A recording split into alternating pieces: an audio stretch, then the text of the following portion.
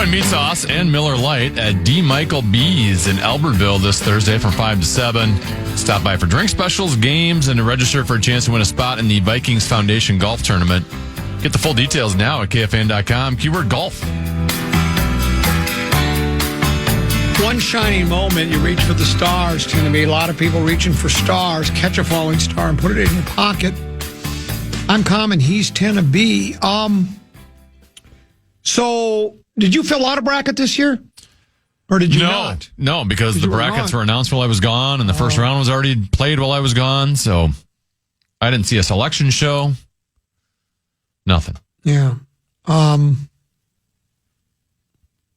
if I would have, it would have gone pretty much how it's gone so far. Well, here's what I'll tell you.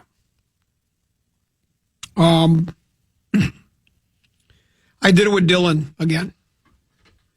Former sales guy. I'm Dylan. Not that Dylan, but Dylan, who has moved on to greener pastures, to bigger and better things, still puts his little pool together, little $5 pool. I did 3 entries. Deuce did 1. And Baby Brother Peter, I don't know how many he did. Well, he did 2. Baby Brother Peter did 1 where he had Ohio State winning the whole thing. The Homer bracket? The Homer bracket. He got close. They didn't get out of the first round. They lost their first game to TCU. I always love that one. That board. But so after the first 2 days, Thursday and Friday, I texted Dylan 7:41 Saturday morning, bright and early. Good morning. So my brackets are labeled red, blue, and black, depending upon what color. I used to do 1, 2, and 3, but now I do it with the color of pen I fill it out with. I fill out each bracket with a different color pen. I go, good morning. Common red must be in first place. I had 4 wrong, I think. Maybe it was only 2 wrong. Was that your bracket where you only picked the higher seeds in all of them? No. Oh. He texted me back 3 minutes later, so he was up. I don't think I got him up. He writes, Common Red is tied for first with 10 others. He said the one with Florida winning it all is tied for 31st. That was Deuces. He said Common Black is tied for 126. Common Blue is 2003. So Common Red is tied for first. Okay. Then I texted him back, Common has a great NCAA men's college basketball March Madness mind. He texts back, among the 10 folks tied for first, now there are some great basketball minds, including himself, Pat Micheletti, who's in the hockey community. Yeah, knows it, but he's a great basketball mind. And the purveyor of positivity. Really? Barney the Purple Dinosaur, Paul Allen. Of course, I texted back, are you sure Nordo didn't enter that bracket? I didn't text because I don't know if you'd get the bit, but I know you would love it.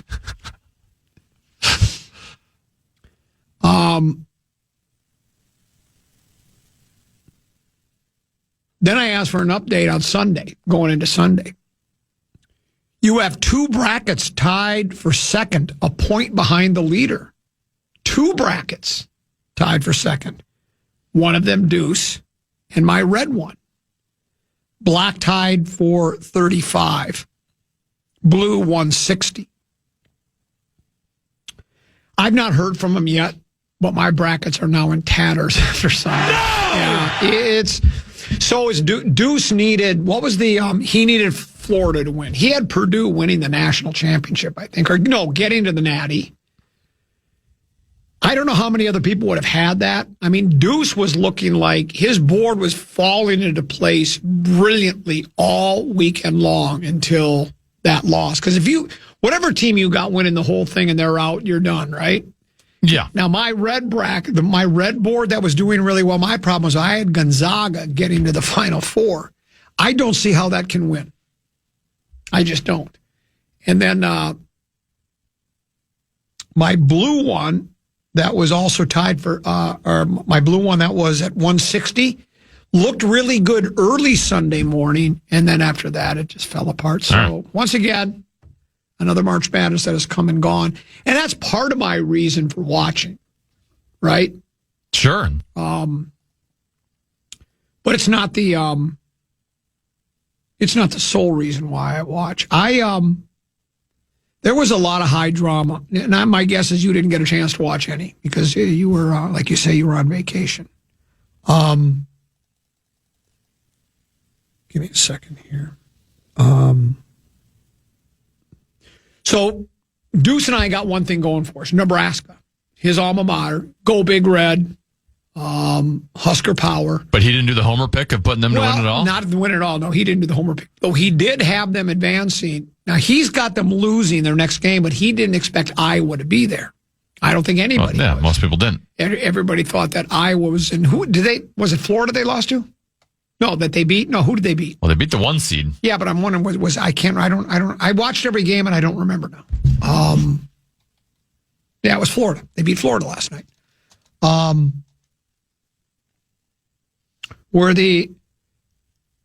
don't know if this is pronounced correct, but Alvaro Fulgaris hit the game winner to lift Iowa to the win over Florida. Meanwhile, Nebraska versus Vanderbilt was as good a basketball game, college basketball, as I've seen in years. I mean, I would imagine with the drama and the closeness of the game, it would rank up there with any of them. So the Frager kid for Nebraska, he makes a layup with 2.2 seconds left. I don't know if you've seen this highlight, Tenneby. There's a kid for Vanderbilt. He looks like he's 13 years old. Got that young, wild and free. That young, wild and free face. He can't be more than 6 feet tall. Just small. He was brilliant that game. I think he finished with a game high, career high, something like 26 points. I think he gets the ball on the inbounds pass Tenneby, and he heaves that up from somewhere between 3/4 court and half court. The ball does it hits the rim, bounces up on the glass, bounces back to them, goes like it's going to drop, like it rattles the rim, and then spits out. The Frager kid's quoted right after the game as saying, you could see his reaction. He thought the ball went in. And he thought, we just got beat with 2.2 seconds to go on a buzzer beater, and they did not. So we got that going for us. And I love the matchup, Nebraska versus Iowa. As a matter of fact, Tenneby, I said this to Deuce.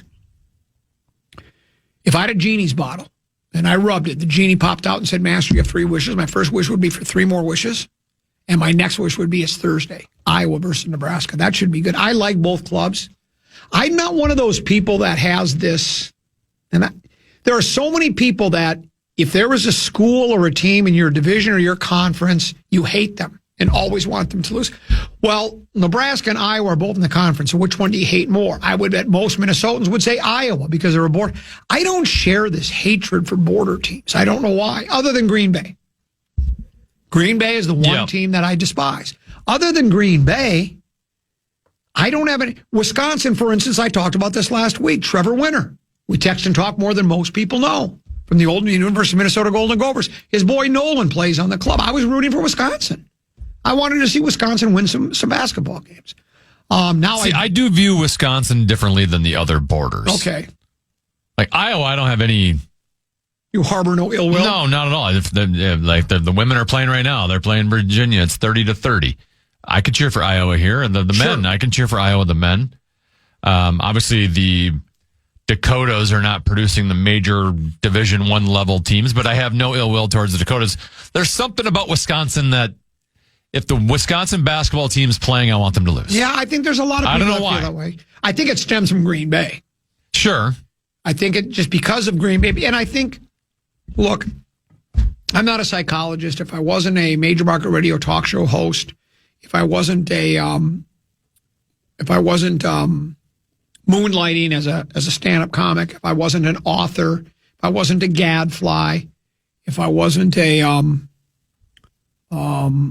movie star, been in a movie, I wasn't an author, I would want to be a psychologist.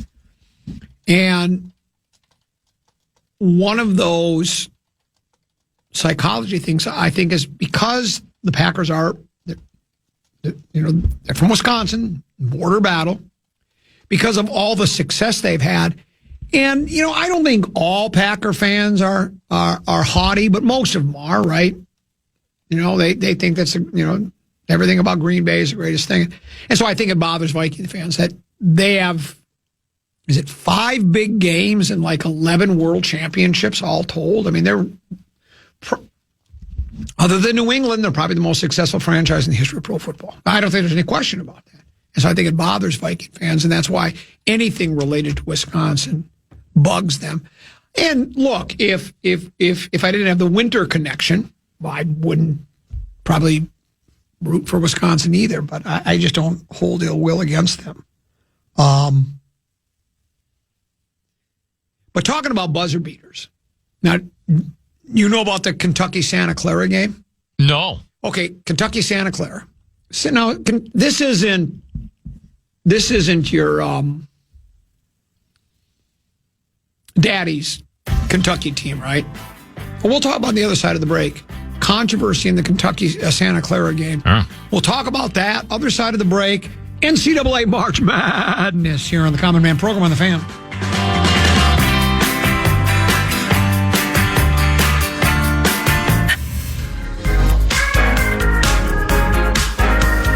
Score your chance at top-tier tickets, from wild hockey to huge concerts like Santana, the Doobie Brothers, Chris Stapleton, and more. Don't wait. Enter now at KFAN.com, keyword contest.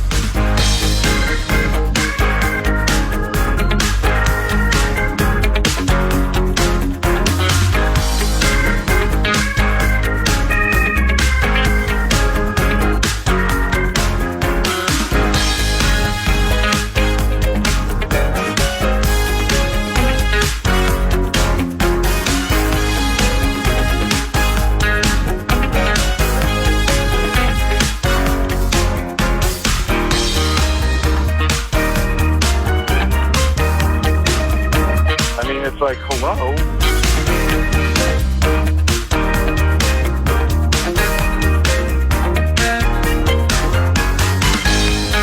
What are we doing? What's going on? What is this? What's going on?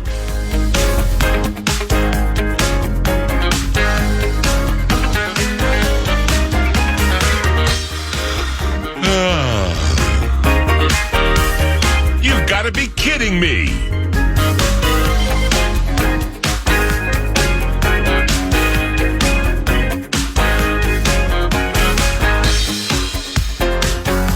I'm a fraud. Yes.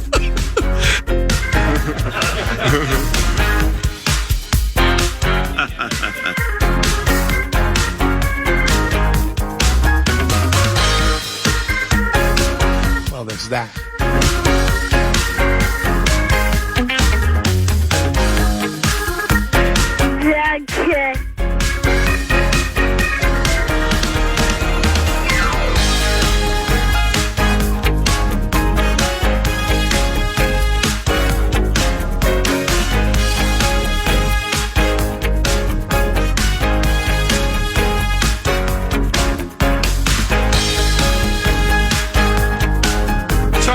Talking golf with Brett Blakemore.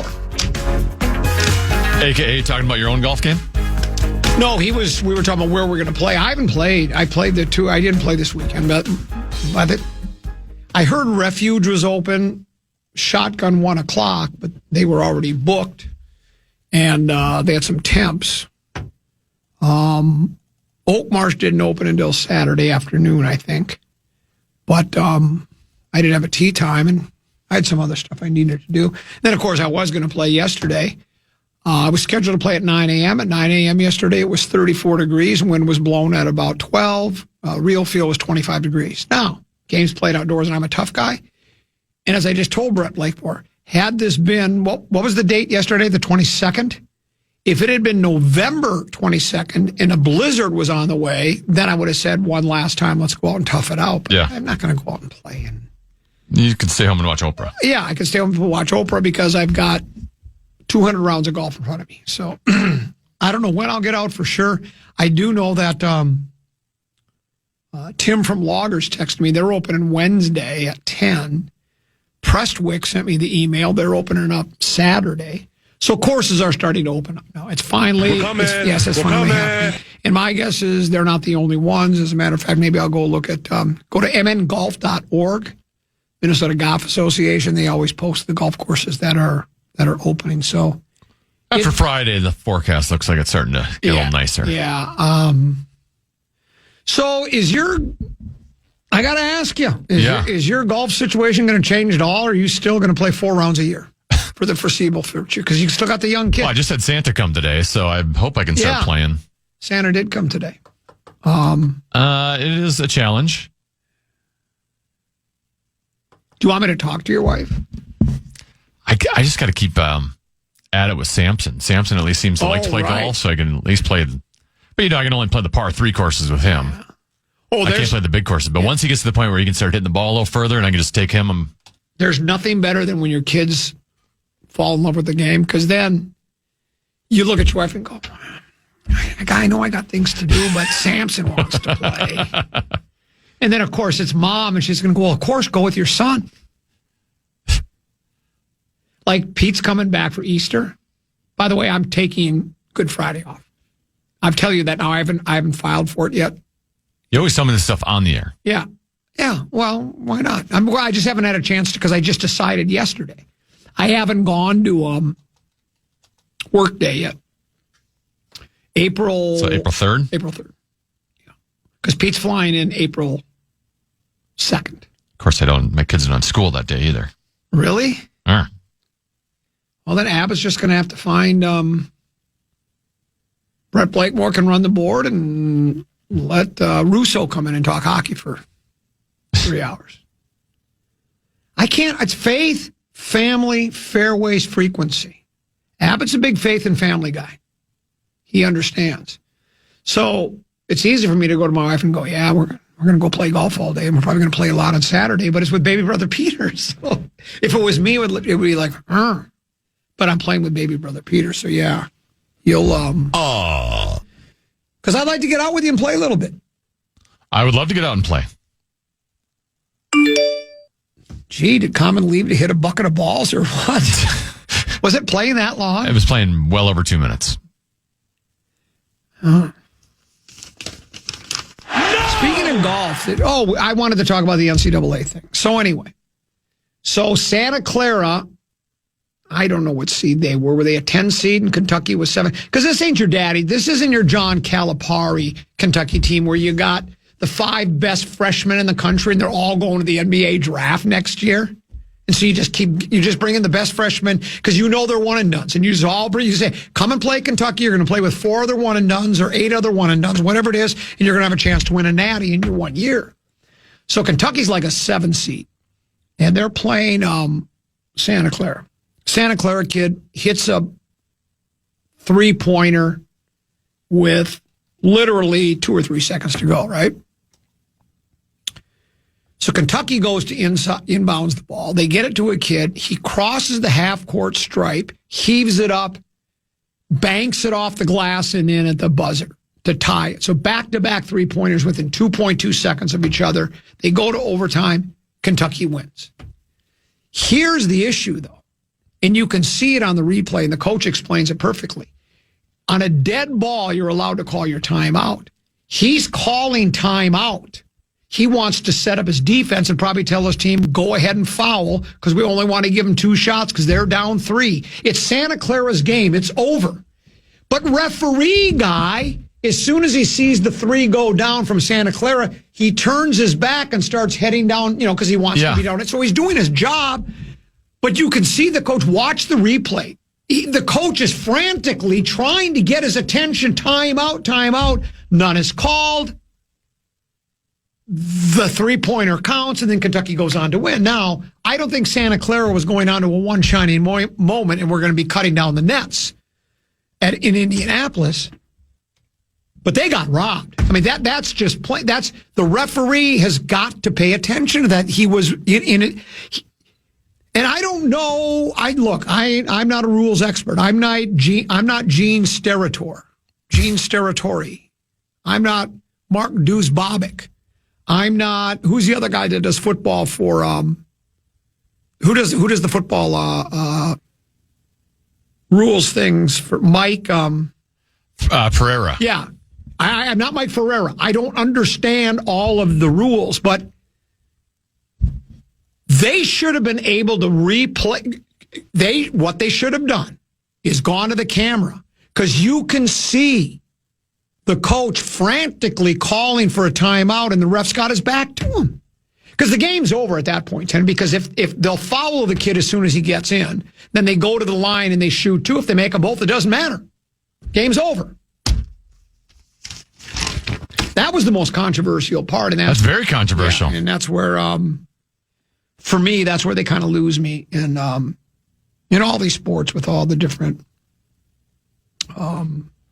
It's understandable for a ref to miss that, I though, get right? that. I mean, I get the it. crowd's going bonkers. It's very loud. You're not going to hear him yelling the timeout. There's a lot going on a court of what you're trying to watch as a referee. So it's unfortunate, but I get it. I'm calling for the abolishment of referees not paying attention. There should be a replay on that. They replay everything else. I mean, if that was you, Tenneby, and you were the coach, and the coach actually, now I only saw the quotes in the AP write-up on it. So I didn't see if he was, complaining vociferously, but in his quote, let's see if I think I may have saved the story where he has the quote. You might want to do the intermission music here for a second.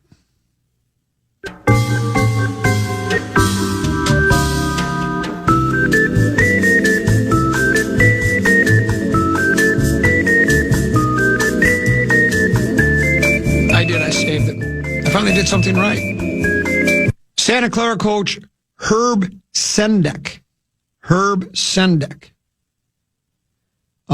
In between, Santa Clara coach Herb Sendek signaled to the referee for a timeout to set his defense just a few beats after Graves buried the go-ahead shot. The referee was already sprinting the other way without a second look back at the 63-year-old coach. No timeout was granted, and Oweh sprinted unimpeded to force extra basketball. Here's what Sendek said in the postgame. I unequivocally called timeout. They didn't grant it. I mean, I think the video evidence is clear, and anybody's able to pull it up. It's a likely response after Allen hits the three that the coach would be calling a timeout to set the defense, which I tried to do, and I wasn't successful in doing, other than it wasn't acknowledged. And then as the writer of the story says, coaches are allowed to call a timeout on dead balls, which was the case before Kentucky inbounded the ball. Had Sendek been granted his timeout, he could have set a better defensive lineup on the floor or instructed his team to foul up three, sending Kentucky to the line with a maximum 2 points available. And I know some things are just unfortunate, but that's such a grave error. As Sendek said, the way he phrased it, I think is spot on. He says, it's a likely response after Allen hits the three that the coach would be calling a timeout to set the defense. The referee has to look back to see if he's going to call the timeout. The referee cost Santa Clara the game. Now you can also say, well, if Santa Clara wouldn't allow three-pointer to go or something changed somewhere else in the game, that's correct. But it's, and of course it happened to happen. It had to happen to the Cinderella. Kentucky has got enough titles. They've got enough of everything in Kentucky when it comes to basketball. They didn't need to get it. It was I wasn't happy about it, but that's the way it goes. We'll take our final break and come back. I promise I won't be gone away as long as I was last time. I don't think I'm going to leave the studio to make sure I'm here on time. Common and Tenneby here on the Fan.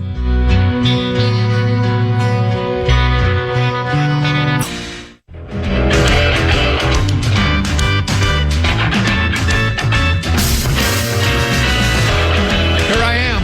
How quick is that? Music played for a couple, 3, 4, 6, 7 seconds, and I was back. Making up for now you're averaging being late 1 minute. Yes, exactly. Yeah. Making up for lost time is what we like to say.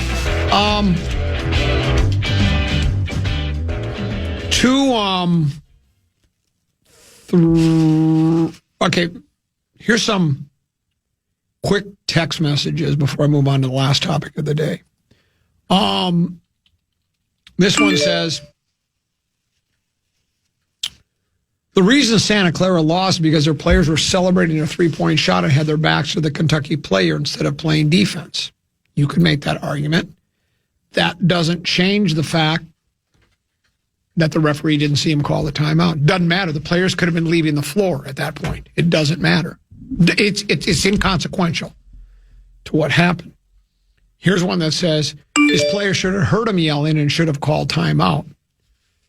It's inconsequential to the discussion. The referee is supposed to see him call a timeout, and I'll tell you that because this text message, and I'm taking his word for it from the 218, he says, in regards to the non-timeout call, the official across the court should also have been looking at the coach as soon as the ball went in. Officials are trained to do this. I'm taking his word for it. I don't know if they are, but that would only seem to make sense. And then there's even another. Common, here's an esoteric approach for you on timeouts.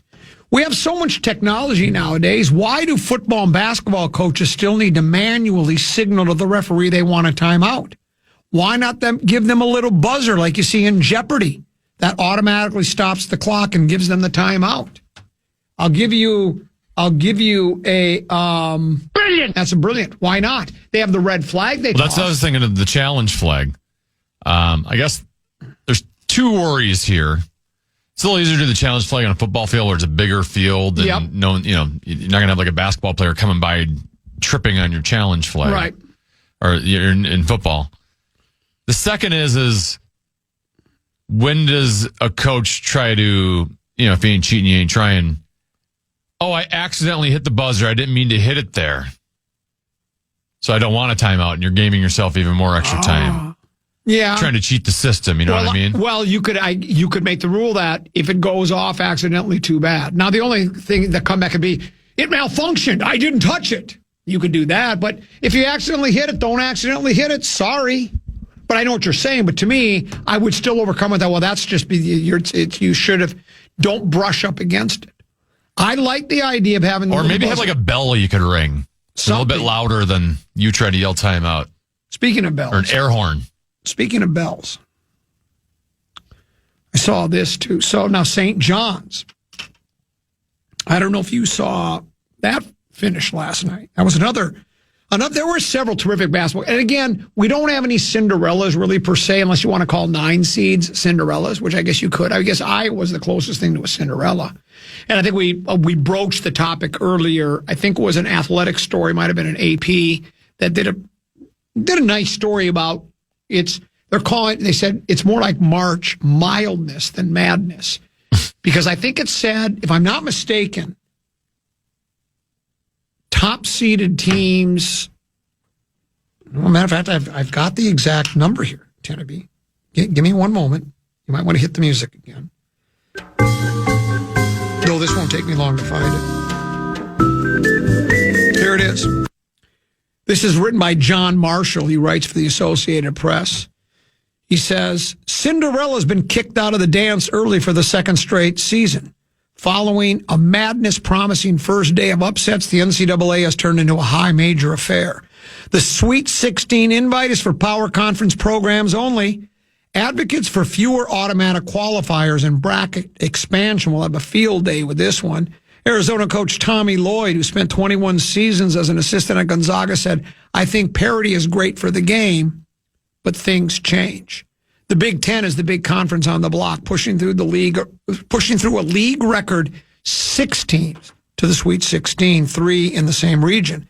The SEC has 4 Sweet 16 teams, the Big 12, 3, the Big East, 2, the ACC, 1, mid-majors, 0 for the second straight season.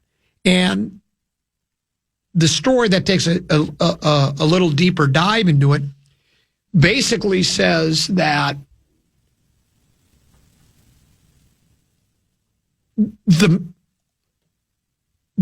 power conference teams, the Blue Bloods, they're actually benefiting from this because for the most part, they've got more nil money. so they can attract the better players.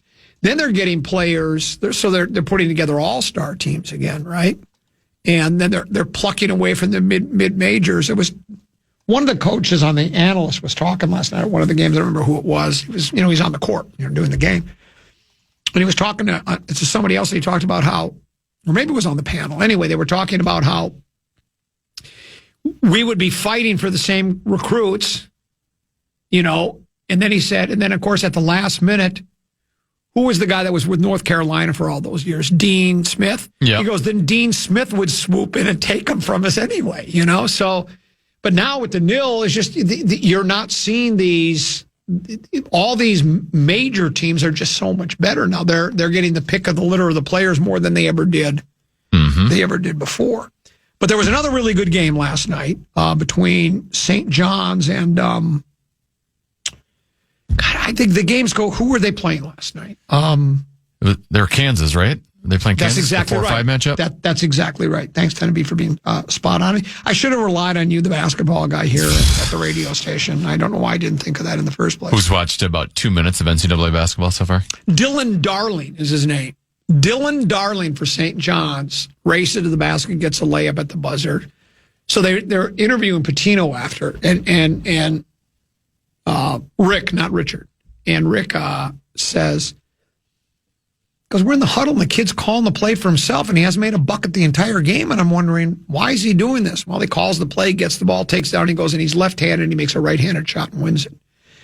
And then they ask the kid right after that, now go back about 15, 20 minutes before Pitino did his news conference, and they interviewed the kid right after the game. And he said, what did the coach say in the huddle? He goes, well, he was just yelling at me like he always does. That's what he said. But the Darling kid's, his nickname is Bells. Do you know why his nickname is Bells, Tenneby? No. Well, because his testicles are as big as church bells. That's what they said. His testicles are as big as church bells. It's a hell of a nickname. Never thought of it that way. But that was another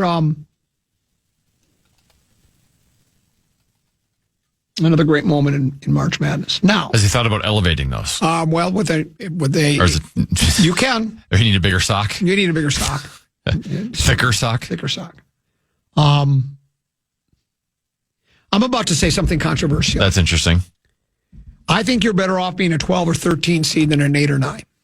Oh my gosh, you are above average at that. Now, 8 and 9, you're more evenly matched. If you're 12 or 13, you're playing what? Is that a 3 or 4 or 4 and a 5?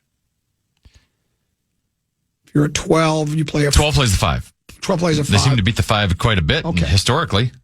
And then if you win that game, who's your next game against? 4 or 13. 4 or 13. If you're an 8 or 9, you win, you're playing a 1. Right away, second game. Yeah. You're playing a 1, and the 1s are usually a 1 for a reason. You're more likely to go to Sweet 16 yeah. I believe that. Now, Iowa, they did. They beat Florida. So there was a 9 that did beat a 1. But I just think you're better off getting a different seed than getting that 8 or 9. The 8 or 9's no man's land. Because your first game, you're against an evenly matched club, right? And you're both 8 and 9 for a reason. Because the selection committees usually get it right for the most part, I think, as far as where these teams are seated. And so 8 and 9, well, you got a 50-50 chance to win, really. I know each team has a 50-50 chance. I get that. But then if you win, well, then what's your reward? You play a 1. If you're the 12 and you win, you're playing, what'd you say, a 4 or 5? I just think that's... I had the same exact thought in our squirt hockey playoffs this year, where there were 3 really strong teams. And then after those 3, like, it's just parity, right? Like, there's not much difference between the 4th seed and the 9 seed, right? Right. So it was actually, you'd rather be a 12 seed than the 11 seed. Because if the 11 seed gets by the 6, you've got the 3 right away. I'm talking about, this is there was these play-in games, whereas the 12, you'd end up being in the 4 or 5 bracket. And so the difference between the 4 and the 5 and 3 is mighty. Yeah, exactly. So in the way it was set up. Well, And, you can look at the NCAA. I guess that's why there are people for expansion and for doing away with the automatic bids. I know that the charm of the tournament is when you have, who was the nun, the flying nun, the Chicago Loyola of Chicago, whatever it was. Remember they made that nice little run? Did they get to the Final Four? Was it just the grade 8? Whatever they got to. It's a great story and everybody loves it and you embrace it and it does make for wonderful theater. We like the little engine that could. We love the Hoosier story, right? It's great, but it just doesn't happen very often. So now your field is littered with all of these Cinderella teams. And the other story I saw, and I don't think I saved that one. That's probably the one I should have regarding it. I mean, Florida destroyed, or was it Arizona? One of the ones beat a team by the most points in the history of NCAA basketball. They beat them by like 58 points.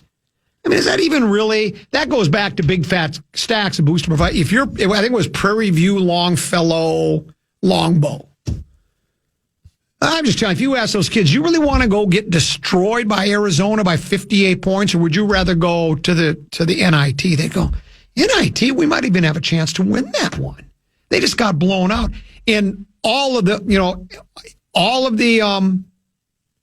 1 seeds won, all the 2 seeds won, all the 3 seeds won. I think all the 4 seeds won. I think they all won. Every one of them won. So that means no 16s, no 15s, no 13s, no 12s. Or did 112? I think maybe 112 won. Like it always happens, 112. So it's just like, and none of the games were close. That's the other thing. Most of them weren't. There weren't any like, whoa, that little Cinderella team, man, they lost by 2 points on a buzzer beater at the end of the game. It was so exciting. The games were over midway through the second half. And so are you really seeing the very best teams play? I mean, how many other, now, let's say you eliminate those automatic bids from, your Southeastern Sun Conference or whatever they are. Well, then it isn't as fun and those teams don't have as much to play for, that the idea of getting to the NCAA tournament. And then the teams you replace them with, other Power 5 schools. Are you really going to throw the Minnesota Golden Gophers in there? Do they have any more of a chance to win than Long Island Prairie View? I don't think so. Maybe a little bit better chance because they're a Big Ten club. But I don't know. It seems like the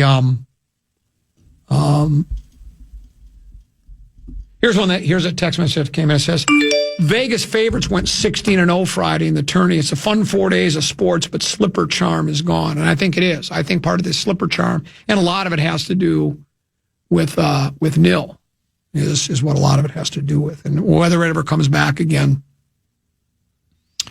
remains, because I don't know what the answer is, because, everybody wants a perfect system in every sport, right? That's why they're constantly changing tournaments and conferences, and now we have to pay players, which I've always agreed with, I must admit. I mean, it's opened up a can of worms. It's changed the way we view sports and the way sports is recruited, the way sports is played. But I think there were a lot of us, and maybe the people that said, well, the scholarship's good enough. And those of us that said, are you kidding me? Scholarship might be worth, $40,000, $50,000 or whatever it is, but the money that this organization, the NCAA itself, and then the advertisers and the networks and all the money, I mean, with the money they're making, these kids deserve more than that. But I think it has affected the game, and I don't know if people want to consider it to be affected in a negative way or a positive way. It seems like it's actually a little bit of both. There was another topic I wanted to get to, and I got thrown off target. But I do have others that I want to bring up. There was Fish Wrap Factory West Side this weekend did a story. This I might even want to, since we only have a minute or two left, I actually would like to maybe take a deeper dive into the story with you, Teneby, because we talked about it. You're a hockey guy. It was Fish Wrap Factory West Side. Coaches of Minnesota's runner-up boys hockey teams discuss post-game behavior. If you remember, both Hibbing Chisholm, and Minnetonka. In Minnetonka, when it was time to accept their second place medals, there was nary a smile on their face, which you wouldn't expect. But then almost not every player, because I watched both ceremonies afterwards, at least for a while when they were doing the medal thing. Most of the second place people were taking the medal off right away, just taking it off. And I don't know if they tossed them in a trash bin and didn't keep them, or if they decided, well, I just didn't want to wear it there because I'm not happy about second place. And so I don't want to wear it. But I'm going to keep it because when I look back on this 5, 10, 20 years from now, it'll be pretty cool. Like I still have my blue ribbon for my first place finish in the sack race, 6th grade track and field day. I still have that. Now, had it been a second place one, would I have kept it? I think back then I would have.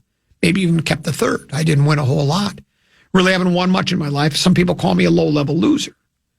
But I think part of it, too, is you can almost blame the Minnesota State High School League or whoever.